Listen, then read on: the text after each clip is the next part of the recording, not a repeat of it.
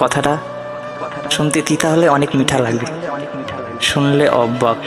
আমি গ্রামে কসমেটিক দোকান করি, অনেক রকম গল্প, অনেক রকম কাণ্ড, সব রকম গ্রামে দেখতে পাই বা শুনতে পাই। একটা কথা কি বলতো, পয়সাওয়ালা আর গরিব দুটাতে পার্থক্য কি, সম্পর্ক কেমন কি, সেটাই আমি আজকে বলবো। যে পয়সাওয়ালার যদি মেয়ে থাকে কালো বা দেখতে সুন্দর না, পছন্দ না, তাহলে কিন্তু ওটা গরিবের বাড়িতে আসতে পারে। আর নিয়ে আসবা গরিব ভাই, গরিব বন্ধুরা আমার, ওকে বিয়ে করতে, ও যদি বিয়ে দেয় তাহলে রাজি হবা, ওতে কোনো অসুবিধা হবে না।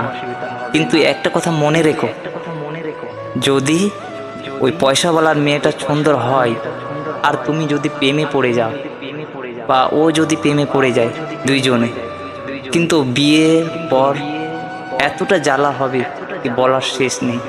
কোনোদিন সংসার সুখী হতে পারে না, আর হবো না। কেন যে ওদের অহংকারই ছুটবে না, পয়সাওয়ালার মেয়ের অহংকারই ছুটবে না, ওর সুন্দরীর জন্য।